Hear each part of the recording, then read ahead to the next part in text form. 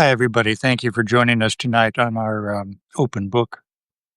At our program this past week, we had Garrett Graff and hi, John O'Hara. Hi there, SR, Karen Smith, Jeremy Sicking, Catherine Capel, Ellen Foster Glazier. Thanks for being with us, Garrett Graff, and we will have him on open book talking about his oral history of the development of the atom bomb, which is quite powerful. Today, I wanted to go back. Sorry. I just want to say I'm trying to move it so that you're in the frame, but there are so many darn coasters around here. Darling, I thought you If liked you're your not coasters. getting Scott's newsletter, sign up. I got quite a few laughs from reading it today. It was lovely. The newsletter this week, it's about my coaster collection. I think I've shown some before, haven't I? Like these are the Dickens ones from a French flea market. Oh, those are the ones that are out here right now. Look, one of the great founding documents of our country. Did you know it was written on a coaster? Mercy. Look, Sevilla. What says Sevilla, Spain more than this, right? And I'm not even sure what this one is, except my agent sent them to me, so we love them. Oh, this one is wonderful. Puy de Fou. Yes, Puy de Fou. Puy de Fou in France. See? There, and I think that's... I better stop because he's not kidding when he says he has a Yeah, no. collection. This is Paris. Yeah. So, forgive me. Okay, back to the program. Coasted right through it, as R. O'Brien says. So Garrett's book is a very powerful account. And I want to reopen John Hersey's Hiroshima because, of course, today is the 9th, or No. the 7th, right? Yeah. Yes. I'm thinking of tomorrow. Or our show. Our show is on the 9th. Tomorrow's not the 9th. I'm in the news business, forgive me. Today is the 7th, and of course, it's just important to remind ourselves that what happened in Hiroshima wasn't just an explosion on the 6th, and it was over. This continued for days, so It's continued for years? For years. So let me read what was happening, some of what, just a fraction, obviously, of what was happening on this day 80 years ago in Hiroshima. By the way, my newsletter next week is about the Hiroshima baseball team, the Toyo Carp. But I digress. Mr. Tanimoto, writes John Hersey, was still angry at doctors. He decided that he would personally bring one to Asano Park by the scruff of the neck if necessary. He crossed the river. He went past the Shinto shrine where he'd met his wife for a brief moment the day before and walked to the East Parade Ground. Since this had long been designated as an evacuation area, he thought he would find an aid station there. He did find one, operated by an Army medical unit, but he also saw that its doctors were hopelessly overburdened, with thousands of patients sprawled among corpses across the field in front of him. Nevertheless, he went up to one of the Army doctors and said, "Why have you not come to Asano Park? You're badly needed there." Without even looking up from his work, the doctor said in a tired voice, "This is my station. But there are many dying on the riverbank over there." The first duty, the doctor said, is to take care of the slightly wounded. Why? When there's so many who are heavily wounded on the riverbank. The doctor moved to another patient. In an emergency like this, he said, as if he were reciting from a manual, the first task is to help as many people as possible, to save as many lives as possible. There is no hope for the heavily wounded. I can't bother with them right now. That may be right from a medical standpoint, Mr. Tanimoto began, but then he looked out across the field. There the many dead lay close and intimate with those who were still living. Then he turned away, angry now at himself. He didn't know what to do. He had promised some of the dying people in the park that he would bring them medical aid. They might die feeling cheated.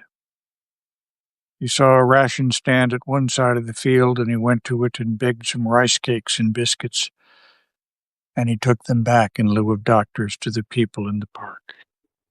You remember, one of the people profiled is also Father Kleinsgorge, who was a Jesuit priest there in Hiroshima.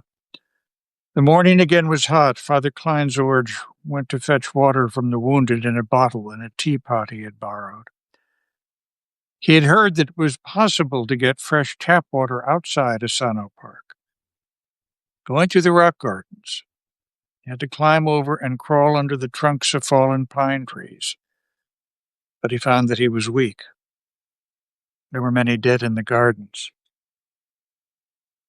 At a beautiful moon bridge, he passed a dead woman who seems to have been, he passed a naked woman living who seemed to have been burned from head to toe. She was red all over. Near the entrance to the park, an army doctor was working, but the only medicine he had was iodine, which he had to paint over cuts, bruises, slimy burns, and everything. And by now, everything that he painted had pus on it.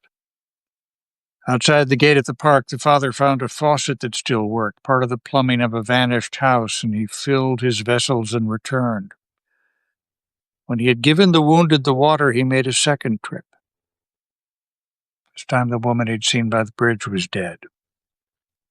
On his way back with the water, he got lost on a detour around a fallen tree, and he looked for a way through the woods. He heard a voice ask from the underbrush, "Have you anything to drink?" He saw a uniform. Thinking there was just one soldier, he approached with the water. When he had penetrated the bushes, he saw there were about 20 men. And they were all exactly in the same nightmarish state. Their faces burned, their eye sockets hollow, fluids running down their cheeks. They must have had their faces upturned when the bomb went off. Perhaps they were anti-aircraft personnel. Their mouths were mere swollen wounds, which they could not bear to stretch enough to admit even the spout of a teapot. So the father got a large piece of grass and drew out the stem so as to make a straw and gave them all water to drink that way. One of them said, "I can't see anything." Father Kleinsgorge answered as cheerfully as he could, "Well, there is a doctor at the entrance to the park. He's busy now, but he'll come soon and fix your eyes, I hope." Since that day, Father Kleinsgorge has thought back to how queasy he had once been at the sight of pain. How someone else's cut finger used to make him turn faint. Yet there in the park, he was so benumbed that immediately after leaving this horrible sight, he stopped on a path by one of the pools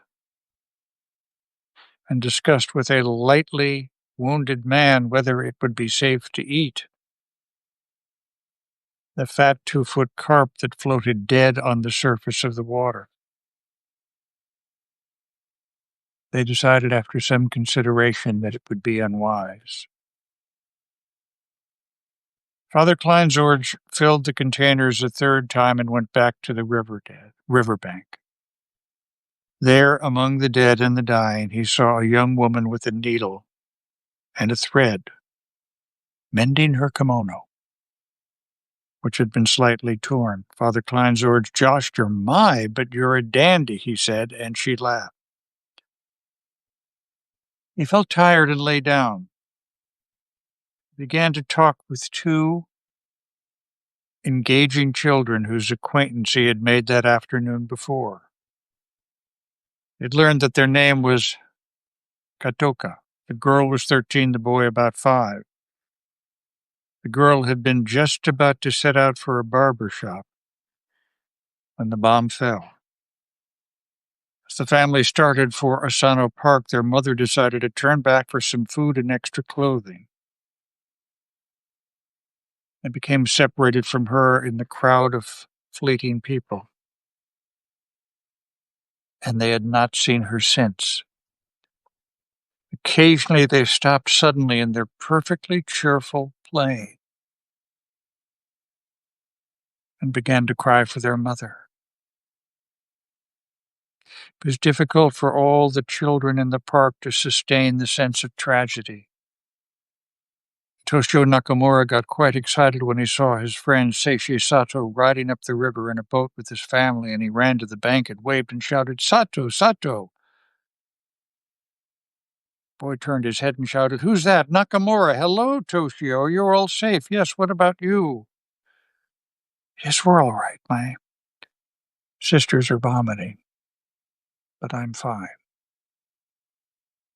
Father Kleinsorge began to be thirsty in the dreadful heat, and he did not feel strong enough to go for water. A little before noon, he saw a Japanese woman handing something out. Soon, she came to him and said in a kindly voice, "These are tea leaves. Chew them, young man, and you won't feel thirsty." The woman's gentleness made Father Kleinsorge suddenly want to cry. For weeks he had been feeling oppressed by the hatred of foreigners that the Japanese seemed increasingly to show, and he had been uneasy even with his Japanese friends. This stranger's gesture made him feel a little hysterical. Around noon, the priests arrived from the novitiate with the handcart. They had been to the site mission in the city and had retrieved some suitcases that had been stored in the air raid shelter, and also picked up the remains of melted holy vessels and the ashes of the chapel. They now packed Father Kleinsorge's papier-mâché suitcase and the things belonging to the mission into the cart, put the two Nakamura girls aboard, and prepared to start out. Then one of the Jesuits who had a practical turn of mind remembered they had been notified some time before that if they suffered property damage at the hands of the enemy, they could enter a claim for compensation with the police.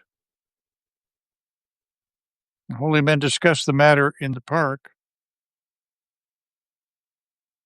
with the wounded all around them and decided that Father Kleinsorge, as former resident of the destroyed mission, should be the one to enter the claim. So as the others went off with the handcart, Father Kleinsorge said goodbye to the Katoka children and trudged into the police station. He filled out a claim form and started walking through the center of his town on the way to Nakatuska. It was then he first realized the extent of the damage. He passed block after block of ruins, and even after all he had seen in the park, his breath was taken away. By the time he reached the novitiate, he was sick with exhaustion.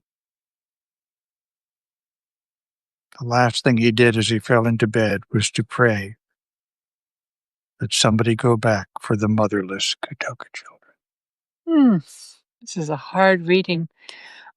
We have a few comments. One from Carla Atkinson saying, "My 21-year-old Marine father arrived in Nagasaki on September 23rd, 1945, as part of the occupation forces. He made an amazing scrapbook of photos of his fellow soldiers, street scenes in the cities where they stayed, and the people.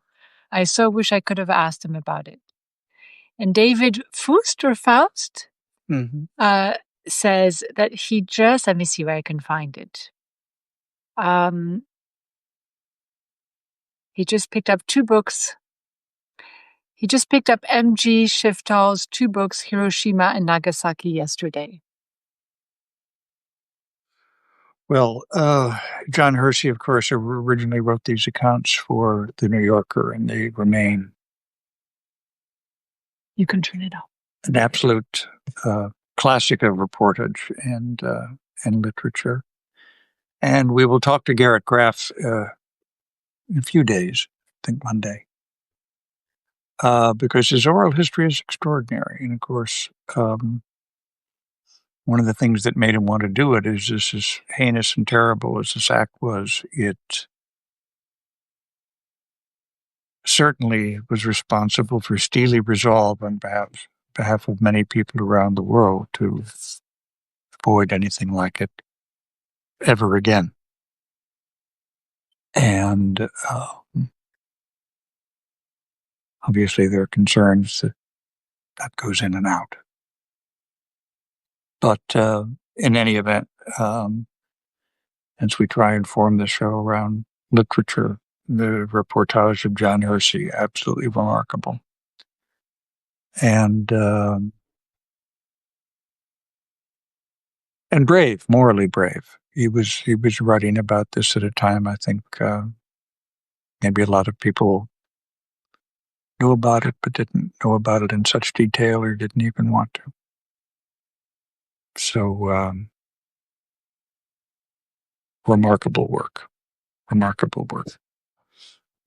So thank you very much for being with us tonight on our open book. Tomorrow, I'm going to be doing... Oh, it's Friday again. Friday again. I'm doing a promo. I'll be doing it from the office.